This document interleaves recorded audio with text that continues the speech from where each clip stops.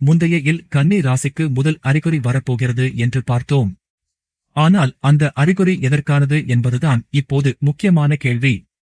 கன்னி ராசிக்காரர்களுக்கு ஒரு பழைய விஷயம் மீண்டும் வரலாம் என்று மட்டும் சொல்லிவிட்டு கடந்து செல்ல முடியாது. ஏனென்றால் இந்த மாற்றத்தின் பின்னால் ஒரு முடிவு இருக்கிறது.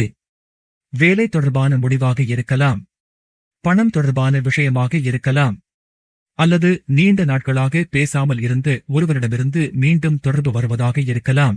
ஆனால் கன்னிக்கு வரும் இந்த அறிகுறி தனியாக நடப்பதில்லை. இதற்குப் பிறகு மிதுன ராசியிலும் ஒரு மாற்றம் தொடங்கும். அதுதான் இந்த தொடரின் அடுத்த முக்கியமான பகுதி. மிதுனத்திற்கு வரும் மாற்றம் ஒரு செய்தியாக தொடங்கி ஒரு வாய்ப்பாக மாறுமா, அல்லது ஒரு வாய்ப்பு வந்து பின்னர் முடிவெடுக்க வேண்டிய சூழ்நிலையாக மாறுமா என்பதுதான் கேள்வி. இன்னும் முக்கியமான விஷயம், இந்த இரண்டு ராசிகளுக்கும் நடுவில் தனுசு ராசியின் பங்கு என்ன என்பதுதான். அந்த தொடர்பு தெரிய ஆரம்பிக்கும் நேரம் வந்துவிட்டது. அடுத்த இல் மிதுனத்திற்கு வரப்போகும் அந்த அறிகுறி என்ன என்பதை பார்க்கலாம்.